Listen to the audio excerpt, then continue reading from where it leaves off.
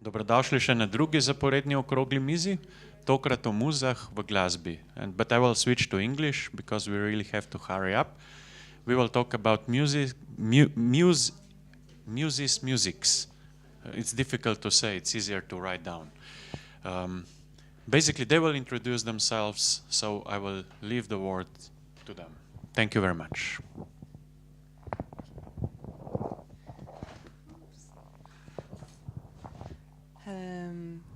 Good afternoon. Actually, we wanted to start this session by asking who is in the hall to know who is actually working in music business. Anyone? Okay, cool. And who is working as a cultural manager? Who is working as a journalist? Who is an artist? What do you do then? Producer, cultural manager, okay. We are... There's Moita too. I think she's one of us too. So. She's behind the man, so I don't... Come, that's already an issue. She's behind the man, you know? I don't see her. And... Voilà. And that is actually the reason why we set up this little conference, because we were talking in the Druga godba team. I'm part of the Druga godba team since 4 years now. And we realized that somehow, for some reason, it's always the men who are in the picture. They are doing the interviews, they are in the press, most of the time they are also the artists. But a lot of things are happening behind the scenes, and it's actually a lot of women doing things behind the scenes. And some of them are here. They are on one way or the other related with the Druga godba festival in former years or nowadays. And so we thought it would be nice to just share some experiences as from our point of view as being a woman, but also just in general as being a cultural manager. So first of all, I think it would be good if we do a little round of introduction. So Irina. How about if I'm last because I'm local? Okay, let's give the word to Sveta. She's also local. I'm also trying to be local. Okay. I will introduce myself first. I know who I am, so I forgot to introduce you. So my name is Maaike Wets. I'm based in Brussels. I worked for Druga godba in 2013 and 14 as a production manager. I'm now part of the program team, and I'm consulting a little bit on strategic things and things like that. But my main activity in Brussels is I have my own company. I started 10 years ago producing, managing, and booking for jazz musicians in Belgium. I do a lot of other things as well, but it would take me too far. But I'm very active in the cultural business. It's hard to put our work in 3 sentences. We're dealing with a lot of things at the same time. Well, my connection with the music business or cultural business is for over a decade, 15, 18 years, I guess. And my journey started from a political reasons, in fact. I joined the Exit Festival and promoted the idea of new peaceful countries in the region, and that's how I get infected, and here I am after all those years. I've been booker, I've been agent, now I'm a little bit manager, I'm doing a record deal, and I'm Facebook administrator, YouTube administrator, and a lot of things which one can do for her artist. I've been working in Istanbul for many years in the international music business. And I have a variety of experience which I can share, and if it decides to talk about gender in the business, there are plenty of stories which can be told. But that would be all for now. Second mic. Hi, my name is Martina Laab. I'm from Vienna, Austria, and I've been working in the music business, I think also for almost 15 years now. getting old, I guess. I started working for kind of an Austrian information center promoting Austrian music, and then I started working as an artist booker for jazz and world music for an Austrian club, Joe Zawino's Birdland. So I always was like working and doing like bookings for clubs and festivals. And then I moved to New York and worked for the Austrian cultural forum there and brought over Austrian bands in like the fields of world, jazz, and a little bit of new music. And later on, I moved back after 3 years, I think, to Vienna, Austria, where I'm back now. And I have two jobs somehow. I work for a promoter or for a venue for the Austrian Broadcasting Corporation. It's a venue about 250 people, and I do the bookings there. And the second project I got also involved with Druga Godba is I'm the chairperson for the Austrian World Music Association, and my colleague Katrin is also here. It's an independent organization, and we try to promote Austrian world music. It's like our main goal to do it in Austria, but also to bring them abroad. And we have one big project. It's the Austrian World Music Awards. It's a musical competition for bands based in Austria in the field of world music, and they apply, and there is a prize to win, and we have an international jury, and Bogdan was in one of the jury for the last 2 years, and that's how I got involved also in Druga Godba, in coming here. It's not far from Vienna, and I just received the sampler. We produced a sampler of the best 16 entries, and for you to know, the duo Dinovsky-Schubert, it's a young accordion duo. They play here on Saturday, I think around 2 o'clock, and yeah, you should check it out. My name is Irina Pochet. I run Buba Booking, which is part of Škuc Association, a non-governmental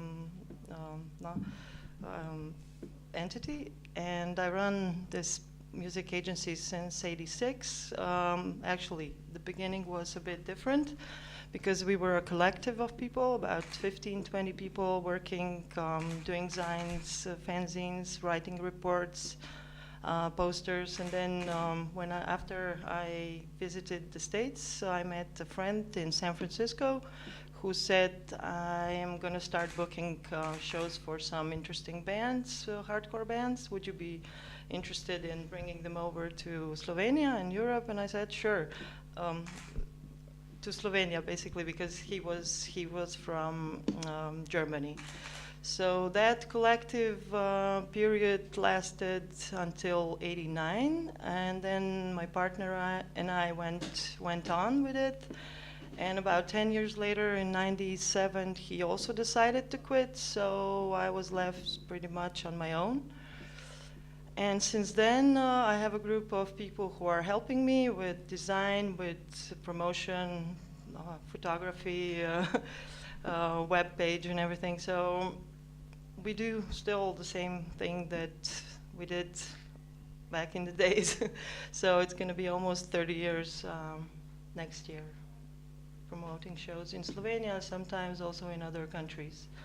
And I'm really glad that last year and the year before we got to work with Druga Godba, with Juana Molina and Tune Yards, which was a really nice experience. So, you see, we have 4 different nationalities already here on the table, 4 different very experiences. To prepare this session, we actually asked everybody to think of a situation or an issue they are dealing with, or they are questioning, what does my gender, my role as a woman change somehow? So I would just propose that everybody just goes into that, and I think it would be interesting if the audience, also if you feel a question popping up or are critical about whatever we are saying, that you just make a sign, because we want to have this as dynamic as possible and not just a monologue. So Irina, you start. So when we got together here, we started talking how to do this round table. And of course, yeah, everybody had this idea that we have to prepare some questions for each other. What could be the common theme about it? And since we're mostly dealing with men from in our business. So we said, even though we're only women here, and we agreed also that we are not people who would categorize a gender and related to his or her work. So then we said, okay, let's maybe bring it up. What would be the connection, woman and man, in our position and in relation to our work? And so I said, how about if we start with the question if any of us has ever encountered problems dealing with a man when we had some connection to whichever field. So has any of you encountered any problems in this respect? Should I go first? Yeah, you go.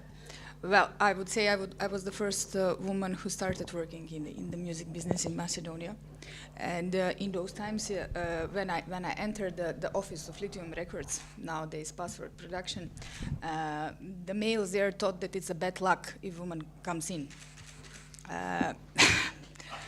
Oh, no, that's a very big issue, and it took me quite a lot of time to establish myself as someone who is equal to them, and that process lasted long, and it made me very loud because at some points you have a feeling that no one is listening to you if you don't start to shout, and then you start acting like all the men on the terrain in the field, and you start behaving like them, so people start taking you more seriously.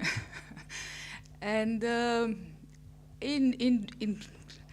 back in those times, when I was going on the fair, we have a huge event, festival, for example. The security guys, they're torturing me. 3 times I'm trying to explain to them, okay, I'm this, I just need a passage, just move, I need to go in and out, And you have completely unpleasant people around who will tell me, call your boss. So, in some situations where I was in a position to deal with myself, of course I've done it, but there were situations where I just needed help from my manager.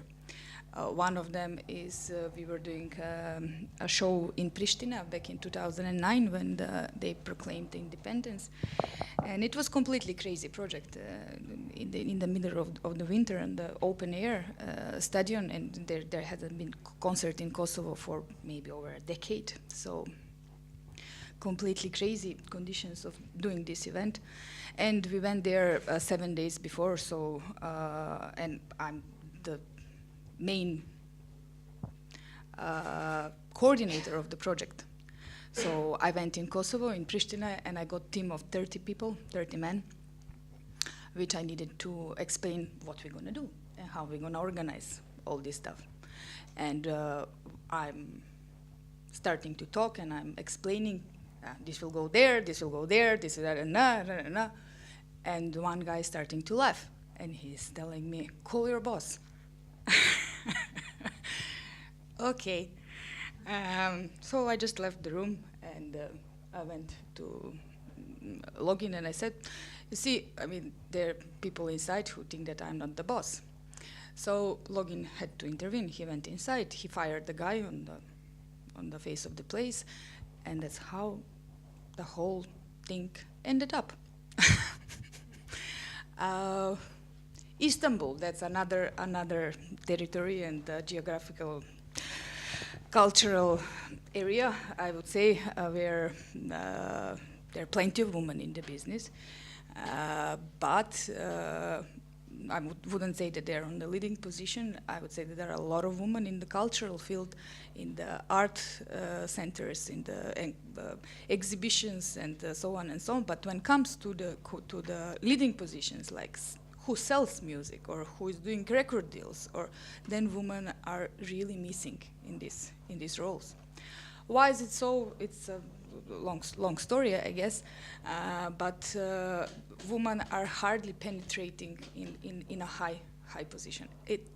And this is, I'm mentioning Istanbul, but I would say in London, in all my experiences in the international business, I would say that 85% of the business I've done was with male agents, and very few women are, in fact, agents and managers, especially in the rock bands and in mainstream and pop fields.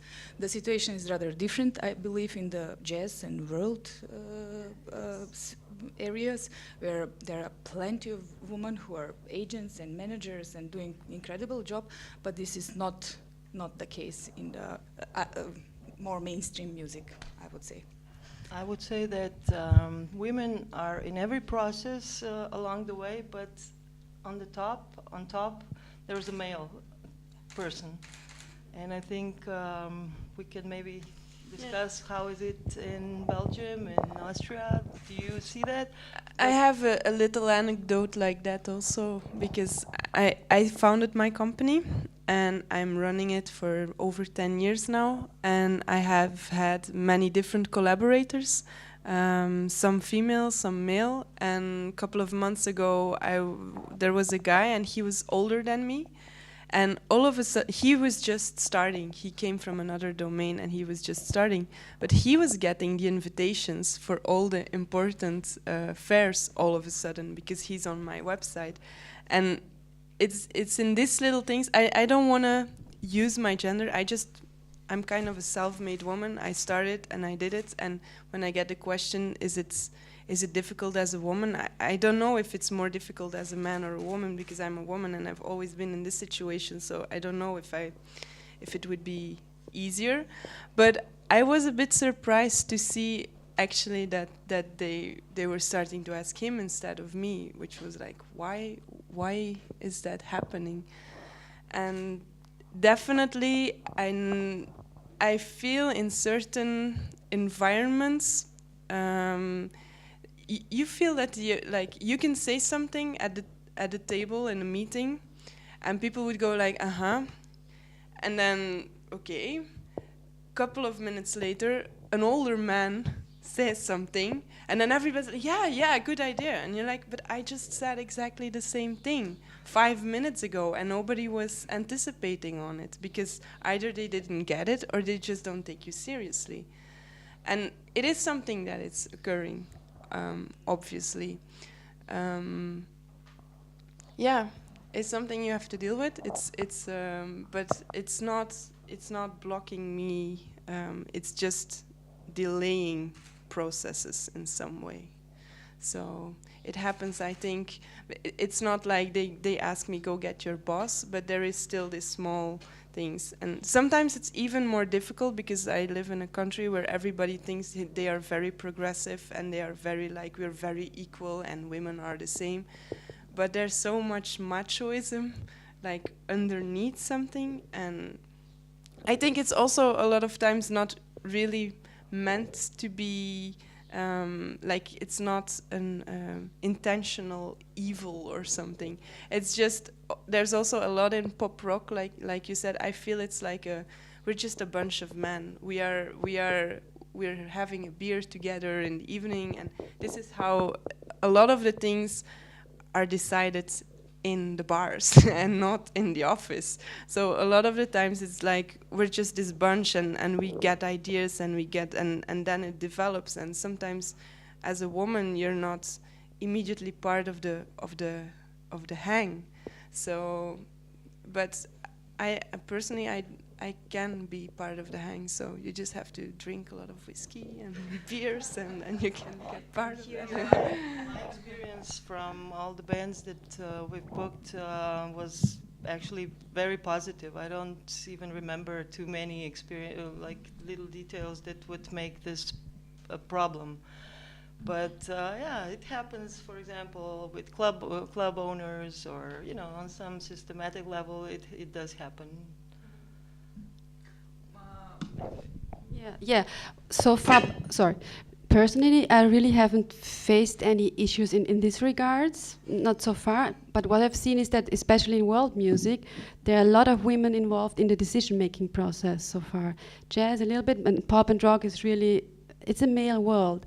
But what is really true is that the network, the male network, to get there and to really be part and be a possible new director of a festival, it's really, for women, it's very difficult. I see it in Vienna in all these big festivals, the Wiener Festwochen or Salzburg, whatever it is. They're all men, and they have been invited and they have been offered the job. That's how it works. So in this area, women, there are not so many women, and they're not really able to step up. It's always the second row. That's really true. Yeah. So what does the audience think about that? There's some organizers here, cultural managers. I don't know what you do as a music producer. Anyone? Well, on the production side of things, there are almost no women. On the production side? Production side. How, I mean, only production, like creating music in a studio. I mean, that's been true since. But you have Noura Mensimani and Aziz Ibrahim. No, but those are artists. I'm talking about like, you like walk into a studio, who's sitting behind the board 99% of the time, 99.9% of the time, it's a man. There are some good sound engineers. Of course there are. It's really, I think that area is even, the stratification is even much more. And why do you think is that? Hard to say. Lack of interest? I mean, I taught at this recording school here at SAE, and that's pretty indicative. There would be a 25-person class, there would be 2 women in the program. Sorry. Supposed to talk into this. I don't know what that is. I also think that's what was said, from the record business side of things, it's mostly men. I mean, there's a lot of female managers. There's a lot of publicists. There's a lot of booking agents. I mean, it's spread out. But also my experiences in the record company side of things, certainly at the decision-making level, it's mostly male. Can I launch a theory to see the criticism on that? I have the impression that first of all, as a woman, we take ourselves less seriously. I have the impression that for me it took a long time to be able to say, I know what is good, I know what is good music, and I believe in it, and I will, I needed a lot of confirmation from men. When I started, I had 3 mentors, which are very important to me in how I looked up to them, and I have some which showed me how it's not supposed to be done, but they were all men. And I know that I was always trying to go to them to ask for confirmation, like when I think I doubted myself very much.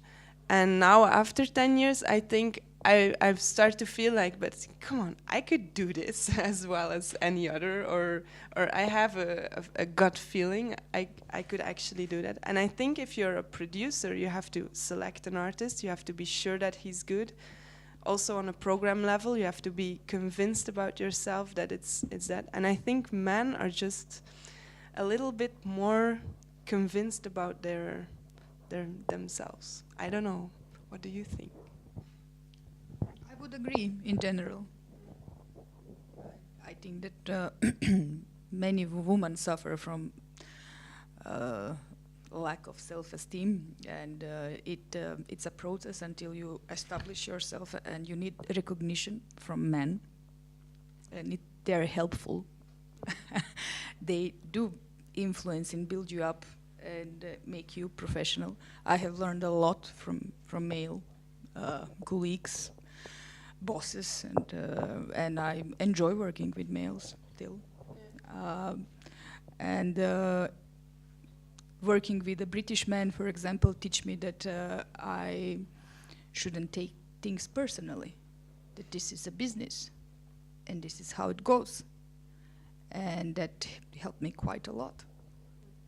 Because when I was younger, still today I take certain things on my heart, and I suffer because of it.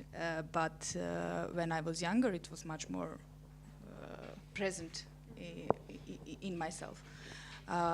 Nowadays, I even when I have doubts in my gut choices, I try to convince myself that I'm just on the right way, and I give myself time to measure.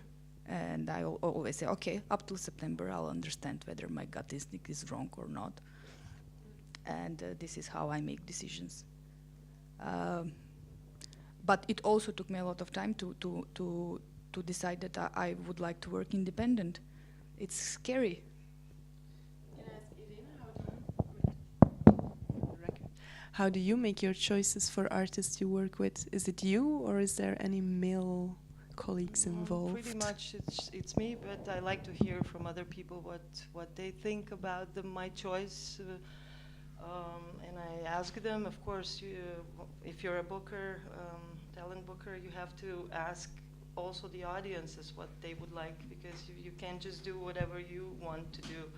What's your musical preference? You have to sort of adapt to younger generations.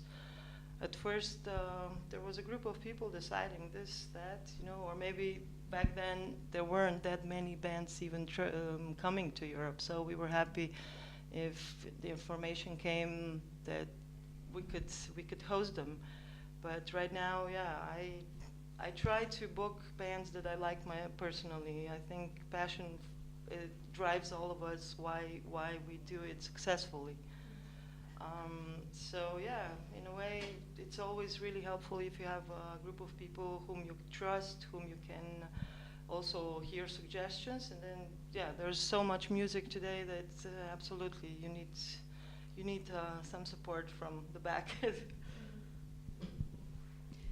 Yeah, I think I had a mentor and friend at my first job, and we stayed in contact. And I think it's a lot of gaining experience, listening to a lot of music, and of course talking to people who you trust. And this can be male and female.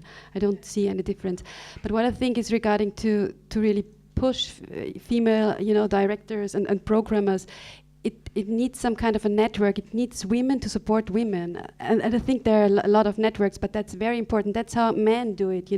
They have known each other for many years, and they trust each other, and that's where it starts. And I've started like this very loose collective. It's called Muzike Frauenstammtisch in Vienna, and it's like musicians, bookers, agents, whatever in the music business, and not only world music, also new music. And we meet like every 2 months. It's just we have dinner together, we have a drink, and we talk about what we do and what's coming up and so on. And that's nice. It's a nice thing, I think. Yeah, we have an initiative in Ljubljana too that Katarina Juvancic started, a Glasne, so we're a place where women meet. Even though for me it would be nice if men came too. So. Unfortunately, she's not here, but she's quite active. And Ljubljana is a small place compared to some capitals around nearby countries. So, of course, sometimes 5 people come. You can't have this drive all the time, and it's harder in places where there's not such a big involvement of larger number of people. Or women, but in Ljubljana, if we are talking about the involvement of women in music, almost every club is run by a woman, so that's quite relevant too. It's not common. That's not common, yeah.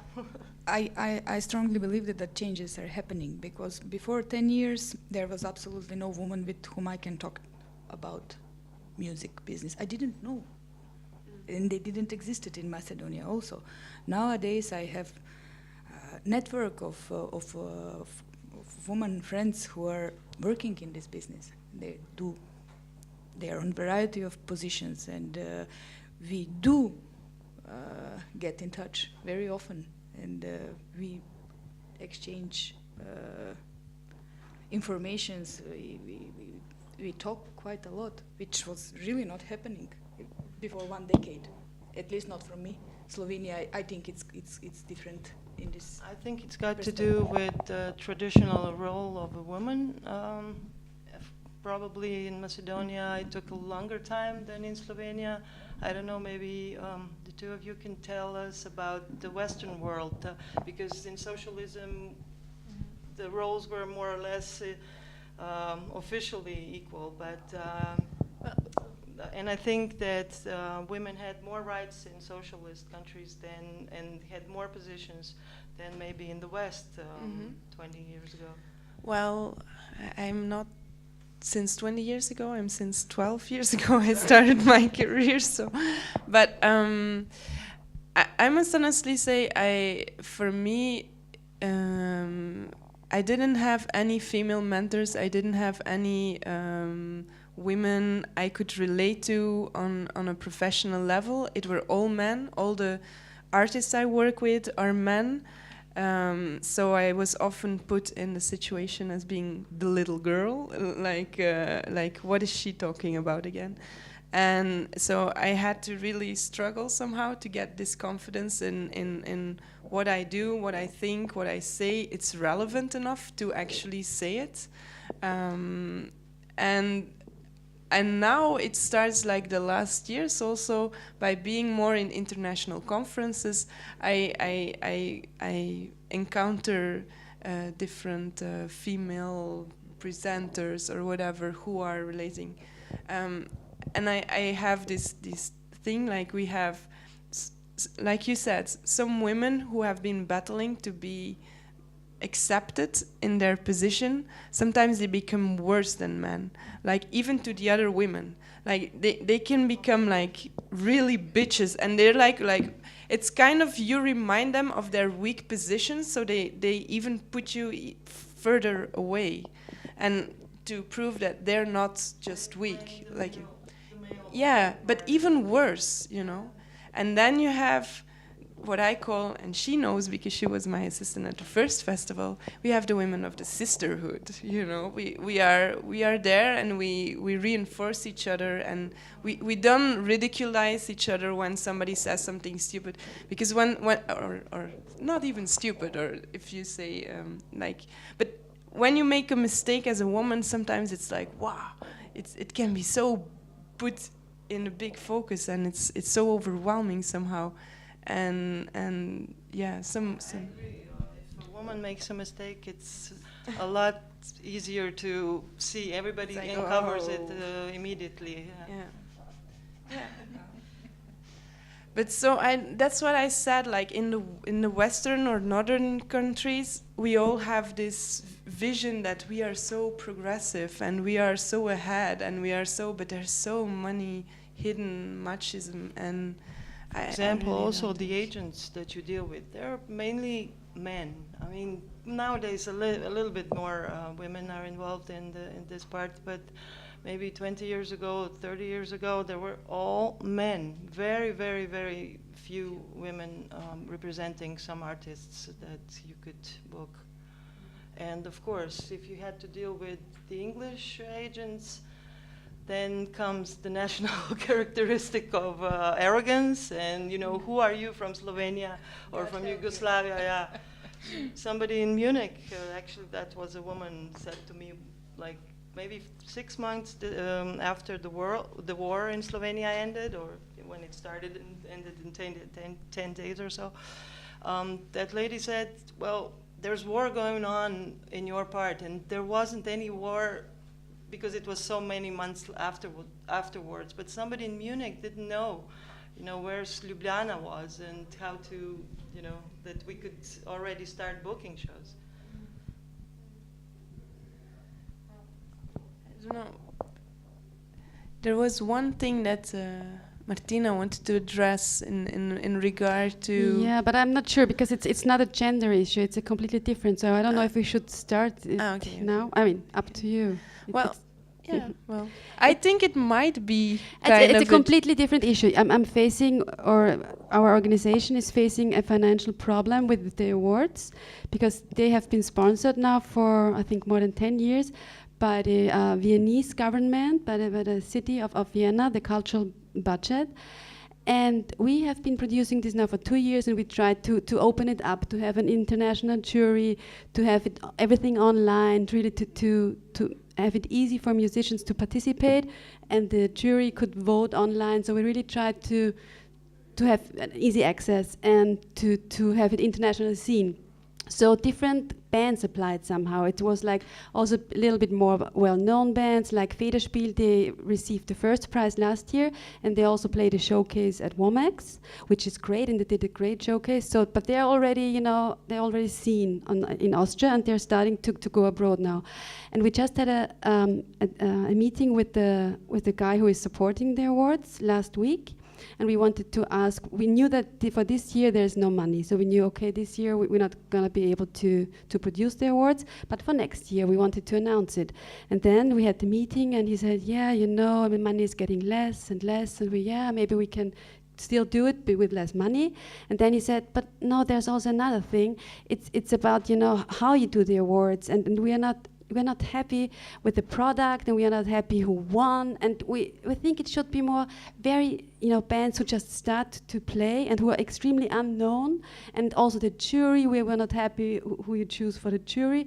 So this guy is giving the money, it's the taxpayers' money, and he's getting involved and telling us this is not right and this is not right, and we are thinking, why? You're the guy who's giving us the money, but you're not the one who's telling us how to do the awards.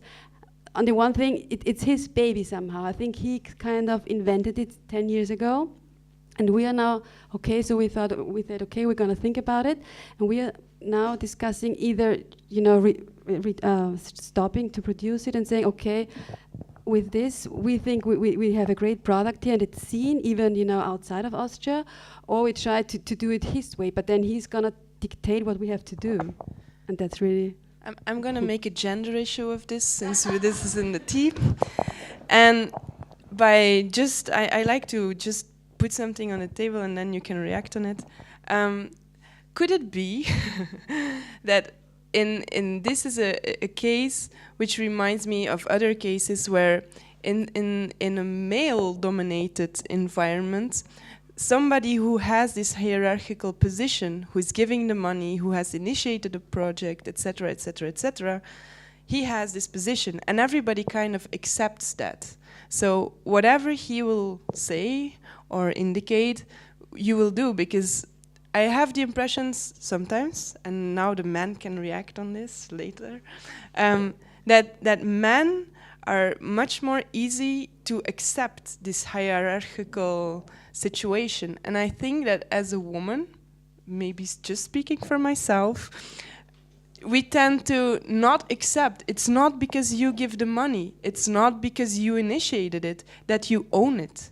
It's, I have an idea and my idea is equal, and you just have to deal with that. And that's why you're fighting. That's why maybe you're not just saying like, okay, you gave us the money and we'll do it now your way. Reactions, please. So you agree that men are much more easy accepting hierarchical? Yeah, they agree. Okay then, case closed. No. What should I do? I mean, should we really try to do it his way, or should we just, find our own? Yeah, obviously. Well, we haven't decided yet. We also think our product is better than the old one. I think it's seen much more. It's really promote. The main goal is to promote Austrian world music, and that's what we're doing. We're going around and showing it, and that's why we're kind of extremely frustrated, because he doesn't see it. Well. So who says she has to continue her way? Raise your hand. Who says the guy has to be able to say what he does because it's his money? So, you know what you have to do. I'm gonna tell him. Actually, he can say what he wants, but you do it own way. That's another option. No, but he's giving the money. But it's not his money. Yeah. No, it's not his money, no. But he's deciding. Funded a different way. Yeah. Sometimes private sources are better. I mean, sometimes getting sponsorship, because It's true, yeah. they know less about it, and so they have less opinions. Yeah, Something just- like yeah. Esther Bank or something. I know It's they have true. a big cultural fund, for example. No, we've thought about, looking for Do sponsors. you know Boris at Esther Bank? No? I Maybe. can introduce you. Okay, that's good. He has a lot of money. Who's that guy? Okay. Is there anybody who wants to share something still about this topic? Because otherwise we kind of, I think we're... You have another question? No, I don't have a question. If someone has a question for us. Yeah, somebody has a question for us. Now that you're in charge, there's no man boss, you do your own business. Do you ever think of preferring hiring a woman than men? No, I work. I have been working with quite some women, but at the moment my colleague, which is a bit my assistant, but he's growing and he's a man, so I equally like men or women, and it's not more easy for me to work with a woman or a man,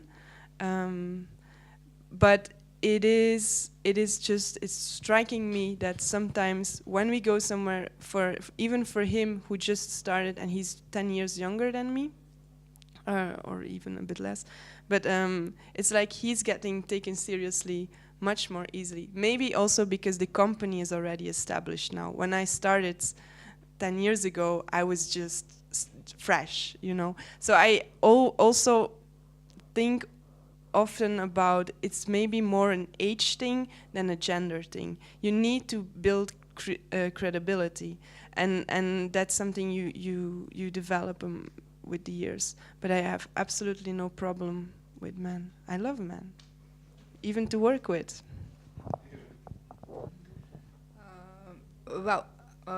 In my professional life, the biggest discrimination happened with me having a woman boss. So if you ask me frankly, I prefer working with men. Wow. Absolutely. Wow, but that's not good. How should it all be? That's one of those uber bitches, like however you name it, but I find more easy to work with men. Why? First, because I think that women are afraid for their positions. They hardly let other strong women next to them. They are not used to work in a pair with another dominant female. Let me put it that way. While with men, there is no such an issue. because they consider you already lower. I have never felt that way. Well, There were discrimination on other levels, but and from people who were never on a position of being my bosses. So I can't say that. But I really think it's a problem because you're somehow saying you want more women in higher positions and then you don't hire women. I mean, that's really... No, of course that I have trained quite a lot of women, in fact. But if you ask me with whom I prefer to work, I again say male. But this is a very personal thing. It's not that I don't like women in the business. That's completely ridiculous. But I find it more easy for me to work with men. It's more simple, more pink. Okay. Well, either way, I think it's a personality thing for me. If someone I can work with easily, doesn't matter if it's a man or a woman, doesn't matter at all to me. And I think it's good to have women around, definitely. Yeah. I would agree with you and with basically everyone. But I can say that being surrounded by men all the time, I was hoping that somebody who's a woman would come and knock the door and said, I want to do this. And then, let's say in 20, 25 years, there was one person only female. All the rest were already men, or I met them because I needed them as sound engineers or whatever. But really, yeah, it would be nice if more women would not. Join on the board. Absolutely. And they are. I mean, recently I think there's a big involvement of women in every. Hi. I don't want to go too much into philosophy or too far from the center question here, but do you think it's a problem of raising up your children? I mean, I still see a lot of boys, like 1-year-old, being dressed in blue, and still a lot of girls dressed in some kind of pinkish colors, yeah. And you know, girls are not supposed to be too much technical about this stuff. So, as Chris mentioned, you won't find a lot of technicians in studios of the female gender, and vice versa. I mean, do you think it's still a problem of raising up your children, and that things are going to change in the next 20, 30 years? Because you'll raise your kids to be independent, or... I mean, I know I'm going far with this question, but I mean...